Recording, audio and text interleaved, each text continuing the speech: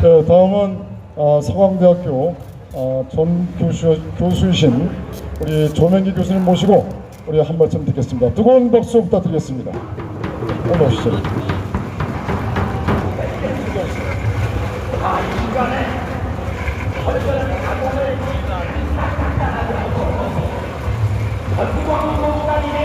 네, 반갑습니다.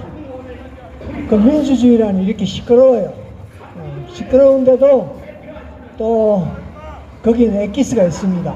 그래서 저긴 또 저기대로 민주주의를 지키고 우리는 우리대로 민주주의를 지키면 됩니다.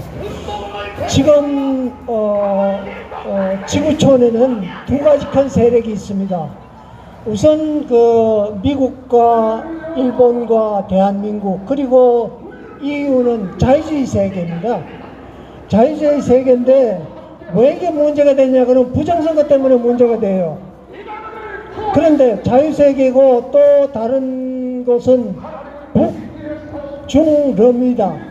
그런데 우리가 지금 문제가 되는 거는 그 부정선거가 중국과 북한에 의해서 조정이 되고 우리 민주주의가 파괴되니까 이 추운데 다 나왔어요.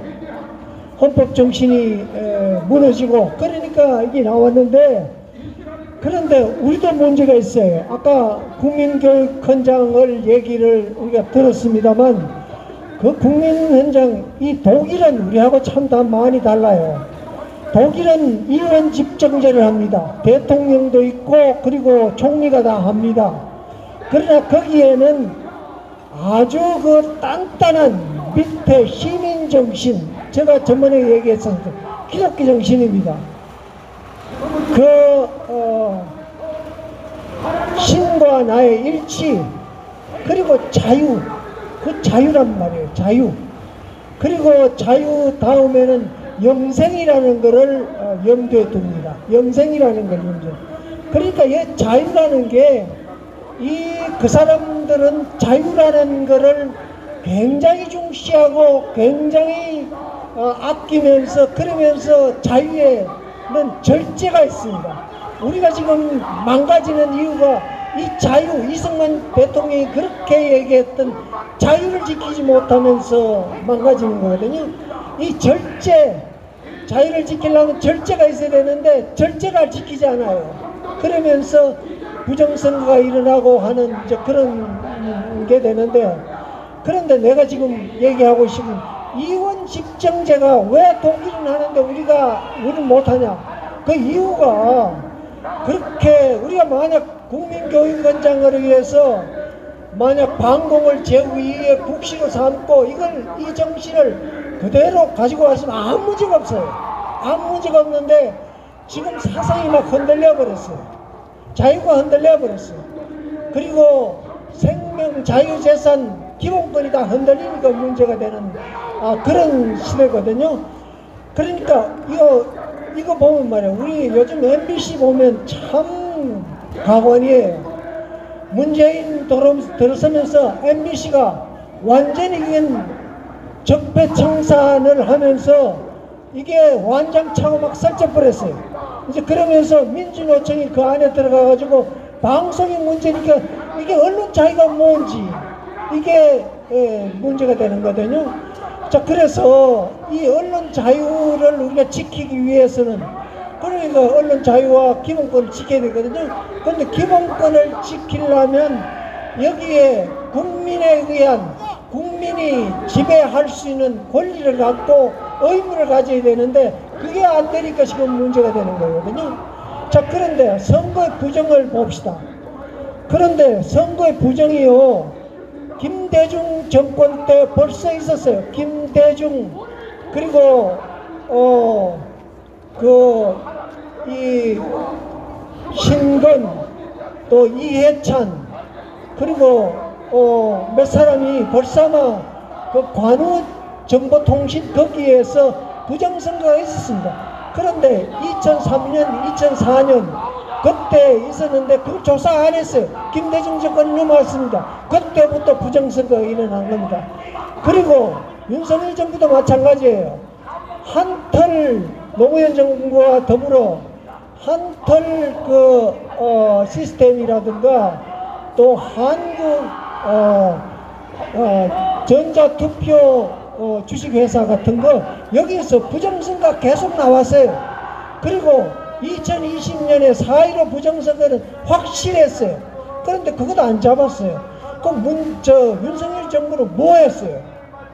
그러니까 정부라는 게 이게 국민의 기본권을 지켜야 되는데 그걸 안 하니까 문제가 되는 거예요.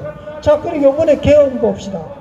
개헌을 보면 개헌이 1987년 민주화가 되면서 6.29 선언 이후에 민주화가 되면서 개헌의 그게 개헌인데 그전에는 개헌이라는 게 그게 있었어요. 개헌이 있고 그리고 그거를 유지할 수 있겠는데 지금 헌법 77조에 보면 결국 계엄을 아주 성불구자 같이 만들어놨어요. 그러니까 국가는 뭐냐? 해겔이 얘기했던 국가는 뭐냐 하는 건데 국가는 폭력 집단입니다. 폭력 집단이에요. 국가가 왜 폭력 집단이냐면 해겔의 절대 이성이라는 게 국가입니다. 그러면 그 전으로 들어가가지고 정반합을 가면 정의가 원시공산사회예요. 만인에 대한 만인의 투쟁의 사회입니다. 그때 국가가 생겼는데 그 원천은 폭력입니다.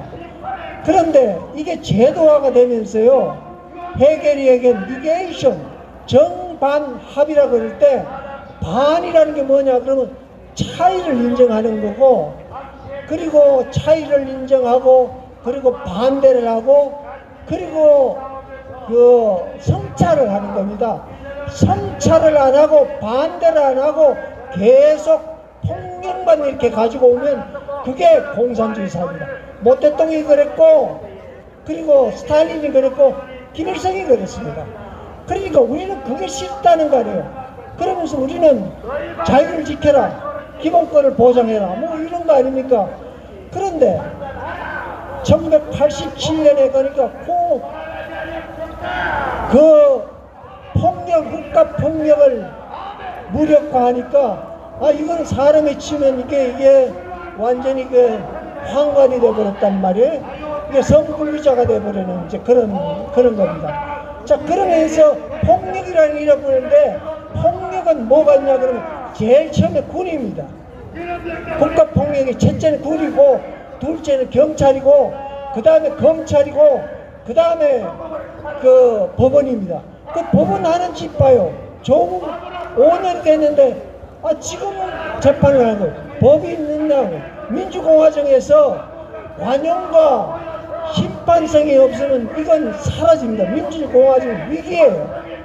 자, 위기인데 그 위기를 완전 무력화시키는 거예요. 요즘 군이 어떻습니까? 요즘 봤죠? 군이 어떻습니까? 경찰이 어떻습니까? 검찰이 어떻습니까? 그리고 법원이 어떻습니까? 이래 문제를, 그러니까 폭력기관이 폭력을 행사를 못하니까 문제가 되는 거거든요. 자, 그래서 대통령 중심제가 이걸 폭력을 못하게 되면 자연적으로 김일성과 같은 체제로 가는 거 아닙니까? 그러기 위해서 이승만 대통령은 이건 아니다 하고 법을 만들어, 이원집정제 아니다, 내각제 아니다 하는 거를 얘기를 했는데, 그게 1952년에 그때 한국전쟁이 일어날 때 아닙니까? 한국전쟁이 일어날 때인데 그때 발췌개헌이라고 했는데, 발췌개헌 저번에 한번 얘기 드렸습니다. 발췌개헌이라는 게 대통령제, 대통령 직선하자, 그리고 상하원이 있었습니다. 상하원이 있는데 그 상하원을 내가 협상을 하자. 그러니까 발췌개헌이에요. 그러니까 협상을 했는데 이걸 안 되니까 1954년에 이승만 대통령이 4.4.5.1을 개헌을 했습니다. 그때 4.4.5.1 개헌은 뭐냐 그러면 이승만 대통령이 그때는 국회의원이 203명이었습니다. 그런데 136표를 얻어야 3분의 2가 됩니다. 그런데 135표를 얻었어요. 한 사람이 그를 몰랐어요. 그래가지고 결국 그게 안 됩니다. 그러니까 이승만 대통령이 예라이 그러면서 국회의원 좌익 세력들 물러가라 그러면서 딱벌레라든가 그리고 민중 자결당 같은 거, 백골당 같은 걸 해가지고 깡패를 갖다가 국회에다 집어넣어 버렸어요. 그래가지고 대통령 직선제, 총리제 없애버리고 그리고 대통령 권한을 강화시켰습니다.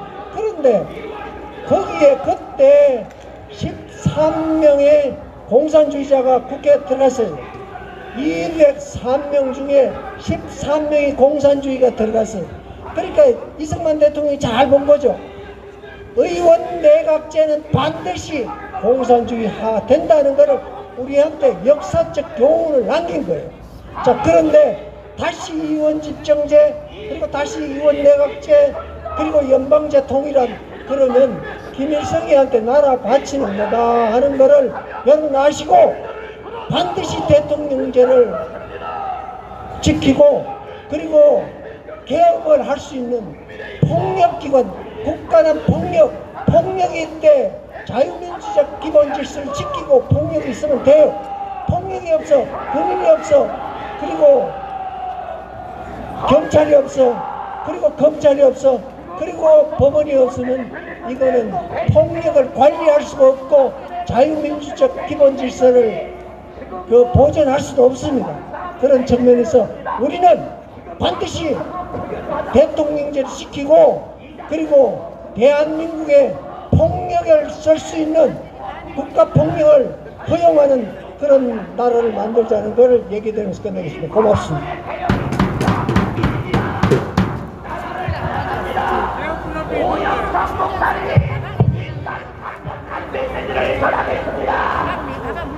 할렐루야.